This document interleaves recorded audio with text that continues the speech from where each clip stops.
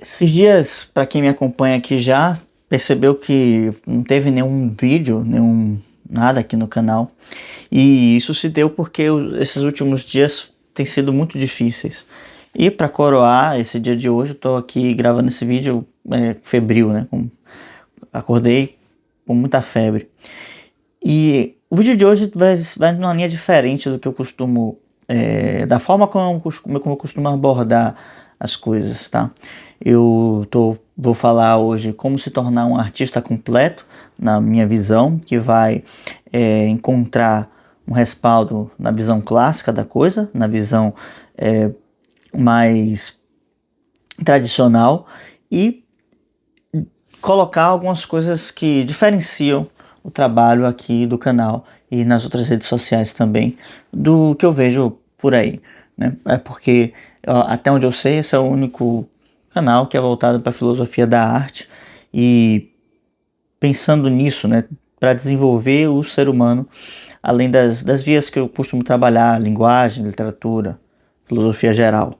Mas principalmente o canal nasceu buscar essa expressão da filosofia da arte, transmitir isso, ensinar isso, tá? Então assim, como se tornar um artista completo? Eu sempre falo sobre isso, é um ponto de de muita reflexão, porque esse completo já subentende que a gente precisa ter um caminho de perfeição. Perfeição que é aquilo que foi feito até o final. Perfectos. Perfeito. Feito até o fim.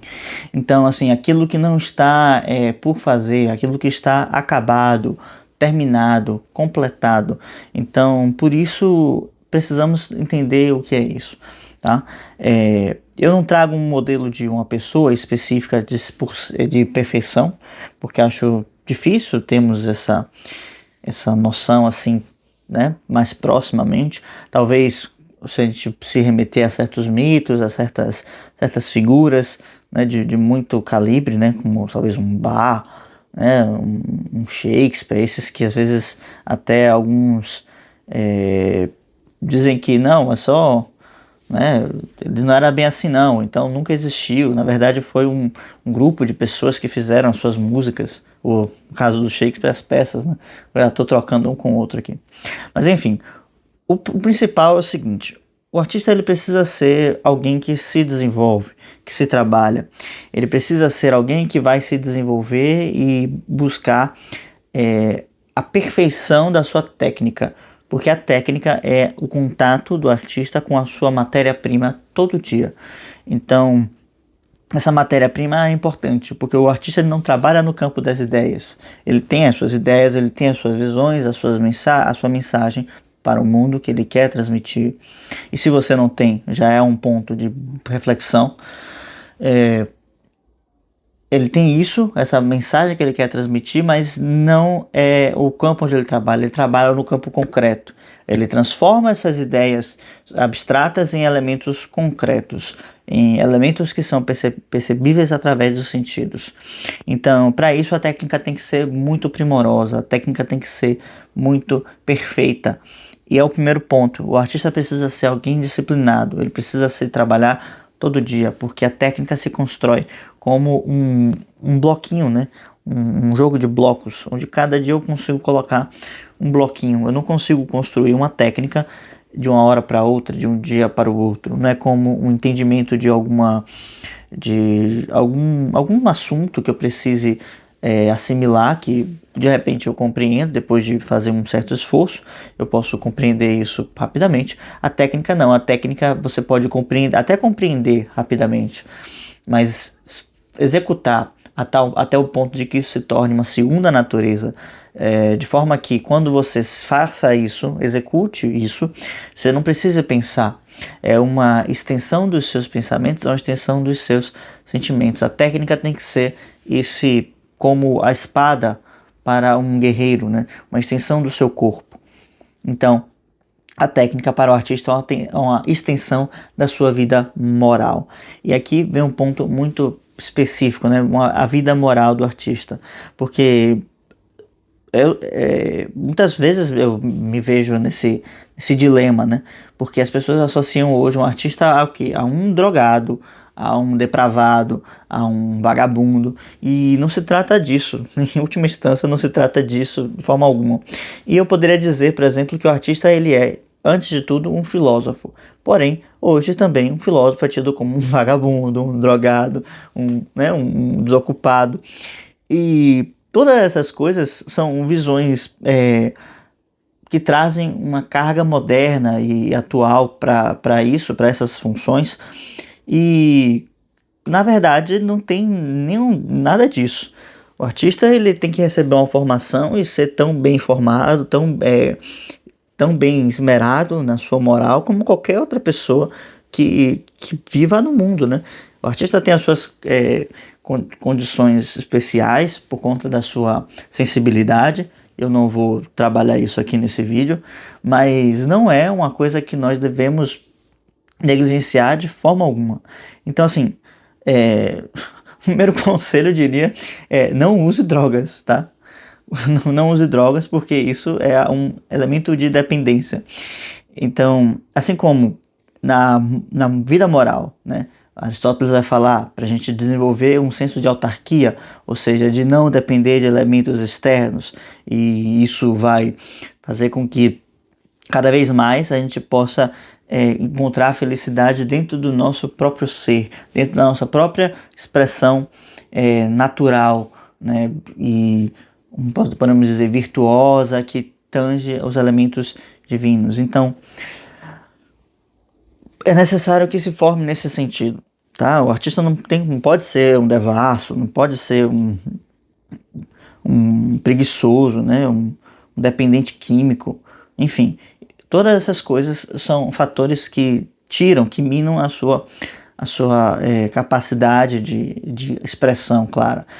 Aí hoje, por exemplo, se você vai falando sobre isso, as pessoas vão dizer, mas, sei lá, o Pink Floyd escrevia, né, sob influência de ácido, enfim.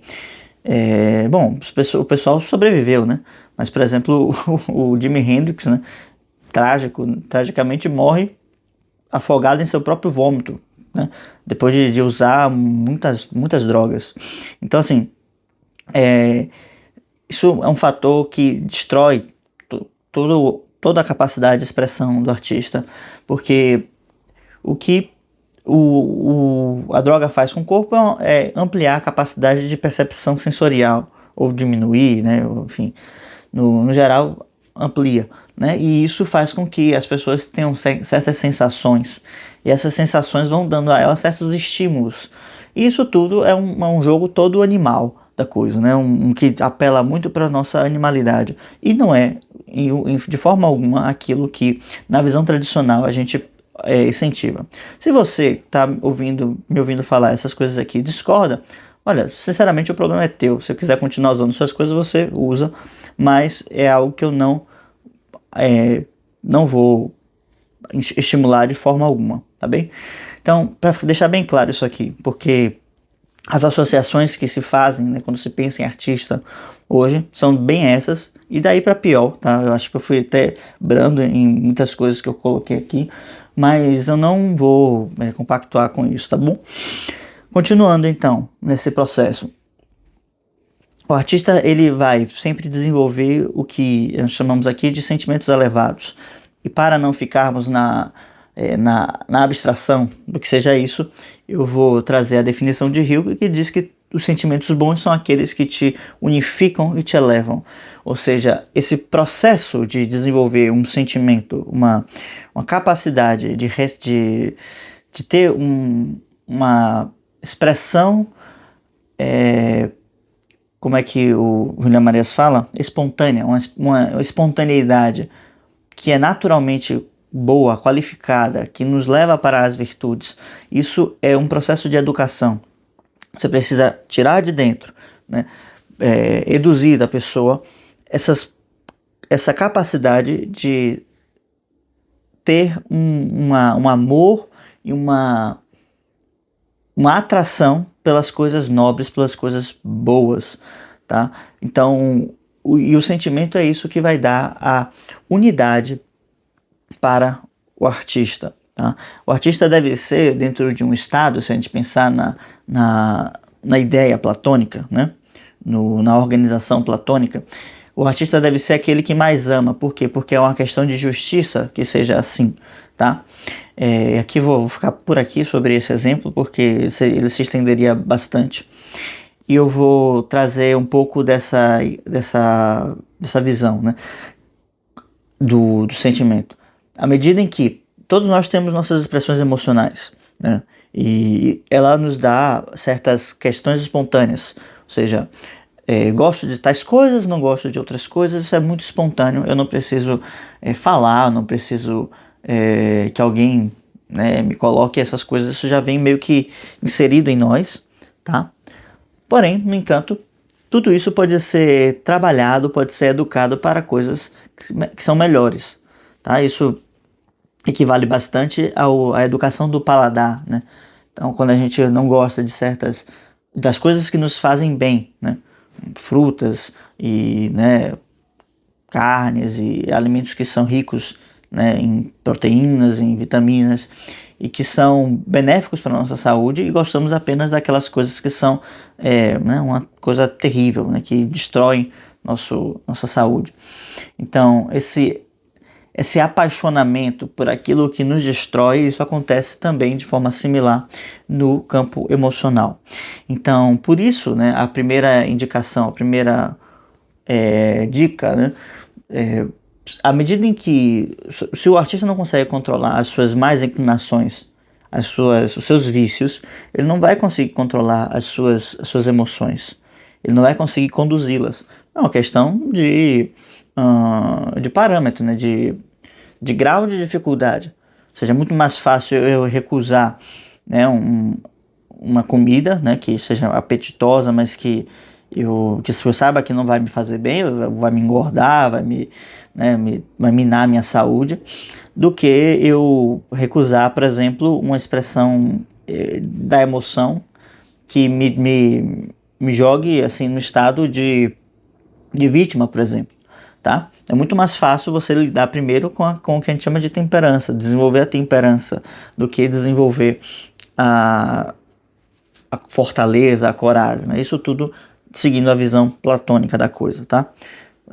Que eu não vou poder aprofundar aqui para o vídeo não ficar muito extenso. Então, assim, à medida em que a gente vai colocando aquilo que nós gostamos como um fator que nós devemos buscar, né? E que isso e que à medida que a gente for gostando disso, do que é bom, do que é justo, do que é verdadeiro, né, do que é belo também, nós vamos então desenvolvendo esses sentimentos elevados. E o artista deve ser aquele que mais ama, é aquele que trabalha o aspecto que eu vou começar a chamar agora de sócio-artístico dentro, né, do seu entorno. Eu vou fazer um vídeo só sobre esses elementos, explicando um pouco o que é cada coisa, tá?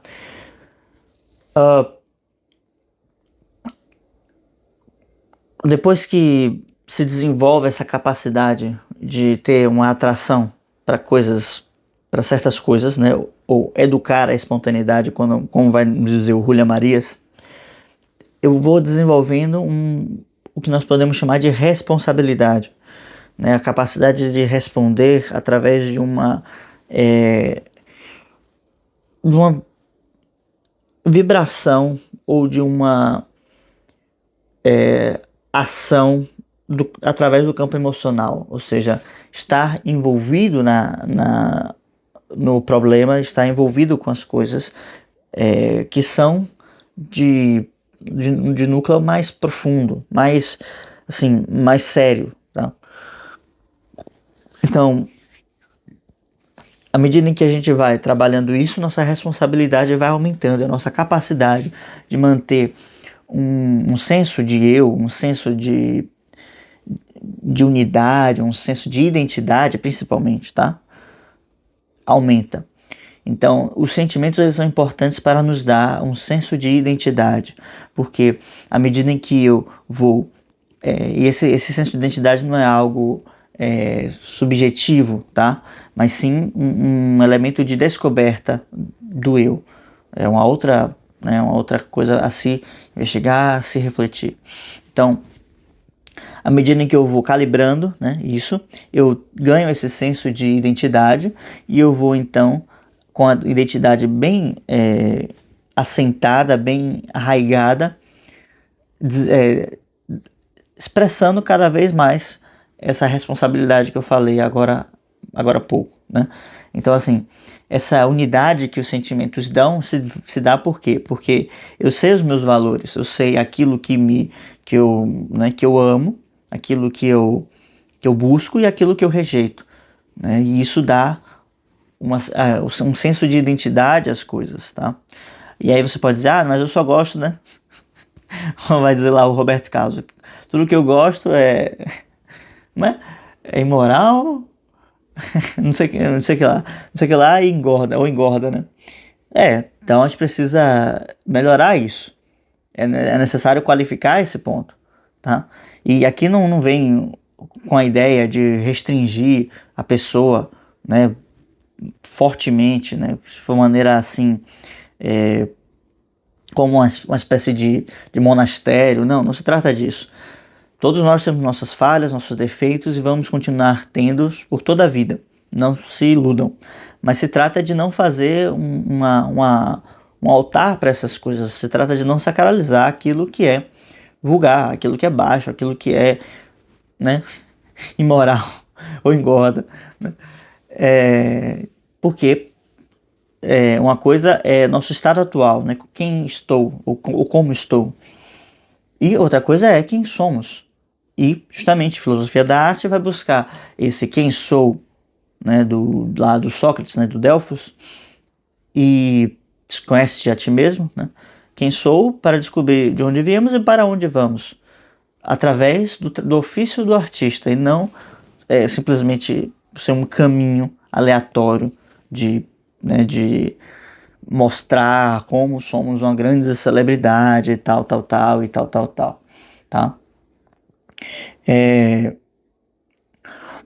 Uma outra coisa importante agora. O artista, ele busca o caminho do belo. Ele busca a beleza. Por isso eu criei o Clube do Livro em Busca da Beleza. Caso você tenha interesse, o link vai estar aqui na descrição. O artista, ele busca a beleza porque a beleza é o seu arquétipo. A beleza é a sua finalidade.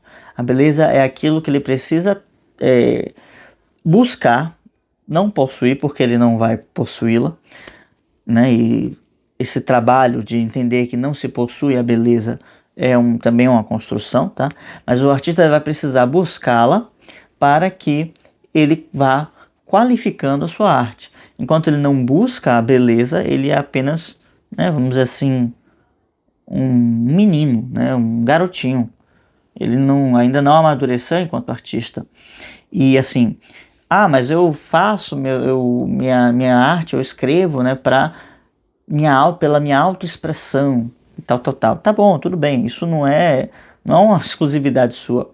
A autoexpressão, ela é uma condição da arte, mas ela não é a sua finalidade, tá? Que isso fique bem claro. A autoexpressão é uma condição da arte, mas não é a sua finalidade. Eu tenho de me expressar assim, né? Porque é como uma espécie de tubo, né? Você tem uma água passando ali e, a depender do tubo, ele vai ter, né, vamos dizer assim, resquícios daquilo que está passando, né? E um desses resquícios é, claro, a própria personalidade do artista, que vai sendo construída e amadurecida pelo próprio ofício do artista. Então, se você aprende, né, essa capacidade de autoexpressão, cada vez mais você vai, de certa forma, desenvolvendo a sua, vamos dizer assim, habilidade artística. Mas o processo precisa ser sempre olhando a beleza, buscando a beleza, porque faz parte de uma condição, tá? É uma condição, uma espécie de lei. E sem isso em vista, né, não há como ter arte. Porque assim, é muito curioso, né? Se eu falo, qual é a finalidade de um juiz? Ninguém vai dizer que o juiz deve ter sua autoexpressão, deve legislar a favor dos seus e detonar aqueles que não são seus amigos. Claro que não, ninguém vai falar uma besteira dessa. Mas para a arte isso é colocado dessa forma. Então assim, assim como o juiz precisa buscar a justiça, o artista precisa buscar a beleza. É muito simples, não tem muitas nuances nisso aí. Há uma certa nuance, sim, na maneira como nós vamos trabalhar isso, como como o artista vai desenvolver a sua técnica, por exemplo, a partir de quais condições ele vai fazer, né, esse desenvolvimento, mas não há como tirar de vista assim, o arquétipo da beleza, a visão da beleza, a busca pela beleza. Esse seria o ponto mais alto, né, do que eu estou falando aqui, tá? Então, à medida em que a gente vai arrumando cada coisa em seu lugar, isso vai esclarecendo, vai ficando mais óbvio pra gente, tá? O que acontece é que hoje a gente entrou num mar de relativismo tão grande que as coisas não estão mais claras como, né, deveriam ser. Talvez nesse sentido que eu estou colocando aqui nunca tenham sido tão claras, tá? Platão já colocava certos problemas nesse sentido, né? E faz isso a maneira de diálogo que faz com que muitas pessoas muitas vezes não compreendam, né? Tomam aquilo como se fosse uma espécie de dogma, quando na verdade é uma forma de ir relatando de uma forma que se preserve no tempo, né? Enfim, então assim, é necessário trabalhar esses pontos, esses três principais pontos: o elemento da técnica, o elemento da autoformação, né? Eu vou botar técnica e autoformação como uma mesma coisa, porque a técnica é uma extensão da moral do artista, tá? O desenvolvimento, né, e a ampliação desses sentimentos, porque o artista é aquele que mais ama dentro de uma sociedade, tá? E a busca pela beleza como um fator que não pode ser negociado, como uma meta, como uma finalidade que talvez nunca seja atingida, né? Triste talvez, sim, mas é necessário buscar isso, buscar com todas as forças e não parar nunca até o dia em que se alcance, né? Que talvez não alcancemos, provavelmente não alcancemos. Então assim, talvez tenha mais algum ponto que eu estou tentando lembrar aqui, mas agora não me recordo, tá? Então, vamos ficar com esses três elementos, tá? Que já são bastante coisa para se trabalhar, para se desenvolver, tá? Não sei o que vocês acharam desse vídeo, né? A maneira de me posicionar tenha sido um pouco diferente. Mas às vezes é bom a gente trazer alguns esclarecimentos sobre algumas coisas para que nós não sejamos confundidos com outras expressões da mesma coisa, né? Não da mesma coisa, mas de uma linha de desenvolvimento paralelo que não busca os mesmos valores que nós buscamos aqui, tá? Então se trata, na verdade, de buscar uma série de valores e de poder desenvolver uma capacidade de segui-los, né? De manter-se firme em direção a eles, ainda que nós falhemos muitas vezes, porque vamos falhar muitas vezes, tá? Isso é importante que seja colocado, tá? Uma última coisa, né? Sobre a beleza, que há uma colocação muito comum, né? E muito rasa, é dizer que a beleza é relativa, porque em cada cultura, em cada civilização se há uma expressão de beleza diferente. Porque, sei lá, vou pegar um exemplo aqui, né?